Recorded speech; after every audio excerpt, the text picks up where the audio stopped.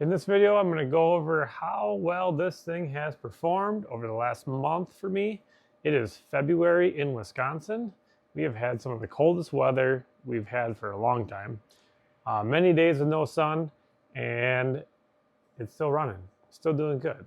So if you want to hear how this thing has performed over the last month, stick around. Welcome back to the channel. My name is Keith. Thanks for tuning in. Thanks for checking this out. I hope you guys are going to get something out of this video, maybe just some information, anything. Hope it helps.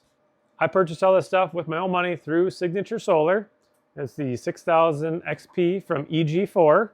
I have the buildable conduit box attached to it, and then right below that, which you can't see, is the indoor Power Pro wall mount battery. I'm running 8 of the Aptos 440 watt bifacial solar panels out in front of my house on the ground mounts that I made myself. There's a video here you can check up in the corner if you want to see how I made those mounts. Everything I have here is listed in the description below. I got links directly to Signature Solar for them. So far, I've been very happy with this setup. It has been working pretty much flawlessly for me. The only issues I've ever had were the first day I had it set up. The battery was only at like 55%. I just hooked it up and I just started running it, and I didn't have much solar.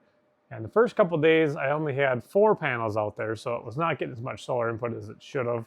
And I just kind of set myself up for failure. And it did not work. It ended up shutting down around like 6 o'clock in the morning. But it wasn't too cold at that point in time, so it was okay. And by 9 o'clock in the morning, 9:30, we started getting enough solar power where it powered back up, and it was working fine. I should specify this is hooked to my horse barn. That's an old dairy barn. I have lights in there. I have some cameras out there. I have 4 15-gallon heated water buckets that are around 200 watts a piece. And then I have 2 smaller, like 1-gallon ones for the chickens out there. And those are like 100 watts a piece. I've realized over the last month that those do not actually draw what they say they do. They're slightly below that. And then also some of them turn on and off if the water gets actually warm enough. So yeah, there's times it only draws 400 watts for the whole barn. And that's great because then it's not working very hard. And then also there was a time, most of the month, I was running those water buckets on Wi-Fi outlets, so I was able to schedule times for them to turn on and off. But however, I was only able to do that for like a week or so, and then we end up getting such cold weather that they have to stay on pretty much all the time, otherwise the water freezes. So the first week I only had 4 solar panels out there, and I promptly added 4 more, so I had 8, and they have been doing very well. With 8 panels, it's almost ideal. The only issue I have right now is not enough battery storage. If I have like 2 days of clouds, it's just not enough. Obviously, I did tie this into the grid, so it is tied into my breaker panel for the grid input. And I do have it set up to start charging the battery if it drops below 25%, and it will continue to charge until 75%. That's been working good. So let me get into some stats for you here, and I'll explain why I did that. So it is never overloaded. It's never drawn that much power from the barn. So most it's ever drawn was probably around 2,500 watts, and that was because I had all the heaters going, and I decided to do a little test, and I took my Instapot out there, and I ran that for like 20-30 minutes, and just to see how much that would draw. And it did fine. It never faulted. It ran just fine. But so for the month of February, I will throw a screenshot up here. It's only halfway through the 27th of the month, so it's not quite a full month.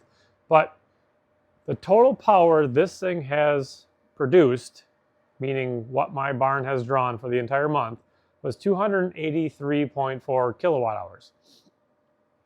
The amount of solar I produced during February is 268.8 kilowatt hours. So there's only a slight difference there, about, well, not even 20 kilowatt hours. But the import from the grid, so the times that it's had to charge the battery manually from the grid, was 99.5 kilowatt hours is all I consumed from the grid through this. So that math doesn't quite add up. And what that ends up being is because I could have produced a lot more solar power, but once the batteries are fully charged by usually about noon, at that point, it only consumes solar power for what it's producing, because it's no longer drawing power from the battery, and it's only drawing, like, middle of the day, it could be drawing, I've seen upward of 4,000 watts of power with those 8 panels. But my battery's fully charged, my barn's only drawing, say, 800 watts. It's only going to pull through 800 watts of solar into the barn, and that's all it's going to do. So technically I could be producing a lot more solar power, but I'm kind of limited by about noon, and I'm just kind of wasting the solar, I guess. But I can't really do anything else right now. So some more stats for you.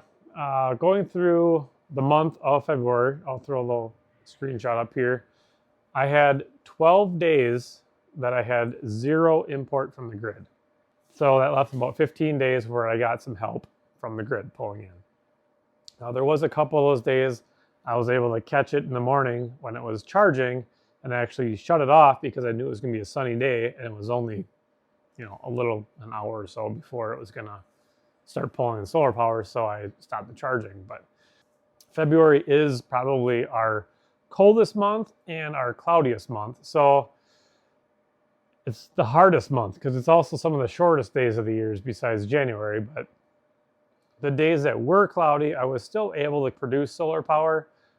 There were some days I could get 300 watts of solar. There's some days that were producing 700-800 watts of solar, even with being cloudy. So that was interesting to see that. It was also good to see that. With that being said, there are days where it's fully charged and I'm just wasting solar power. It's not going anywhere because I have nothing to consume it with. There is a feature on the 6000 XP that many people don't even know about. You see it on the bigger 12,000 XP and the 18 kPV, 12 kPV. Those have what they call a smart load breaker. On the 6000 XP, the generator breaker is actually capable of doing that. If you're interested to see more on that, I can do a whole separate video on that because it's a little in-depth going into the settings in the software and changing things around. And that may be something I will try in the future as well. I don't know what I would do. I can maybe put a heater in my garage and just run a little sub panel right here and just power a heater when it gets sunny enough. But I don't know. I plan on, where I'm standing right now, I have another battery coming. So I will be hooking up another one of these Indoor Power Pro batteries and paralleling it with this one I currently have to really take advantage of a lot more storage. So once I get that, I'll show you a video on how I parallel it, hook it up, change settings, communications. That'll be a whole separate video. During the day when I do have full sun, usually about 8:30 in the morning, 9 o'clock in the morning, once the sun gets up past my barn roof, because that's kind of out in front of me here, they will produce their full 440 watts right away in the morning pretty much. And by an hour or two into it, if it's really sunny, they will actually produce over 4,000 watts, which is very close to the peak bifacial gain on those panels, which is incredible. They are really, really cool. They are working really well, and I'm very impressed with the quality. I'm really impressed with just their efficiency, how well they work. Awesome panels, highly recommend them. When it's pulling over 3,000 watts of power, 32 to 3,500 watts of solar power coming in, this battery charges at about 20% an hour. I've seen upwards of 70 amps of charging power going into the battery and still powering 600 to 800 watts into my barn. So, I mean, it is crazy, crazy efficient. It works super well. Also coming in a future video, once I get that second battery hooked up, I will probably let that run on my barn for a while just to make sure everything's good. And I'm going to tie this 6000 XP into my entire house, which is It may not be that great. I mean, I don't have a ton of power draw. Biggest power draw I have is probably my electric water heater, and it doesn't even run that much, really. It's just me and my wife, so we don't really go through that much water heat, I guess. But it will be cool to see that running, my barn running, well pump. I mean, all the lights in the house. It'll be neat to see how it does. I probably won't hook it up permanently like that because I got to be able to disconnect it and hook it back up the other way just in case, you know, it's going to be cold or I don't think the batteries are going to last all night. I got to be able to revert it so I don't have to worry about power going out in the middle of the night when I drain my batteries down. So if you're interested in any of these products, the 6000XP, the PowerPro battery, the Aptos solar panels, I do have a link below, like I mentioned before, directly to Signature Solar. I'll list all the products down there. If you use the links down below, they do help support the channel a little bit. If you are purchasing stuff through them, you do get a $50 discount automatically applied at checkout if your order is over $500 using the links down below. So, thanks again for watching. I appreciate it. And stick around if you want to see some more dumb redneck testing of a complete solar system. Thanks for watching, guys. All right, let's see here. I can't see anything because those lights are super bright. Let's do some testing here. How does this sound? Hopefully this sounds okay. 6000XP too loud? There's a filter on the side. Looks pretty clean yet.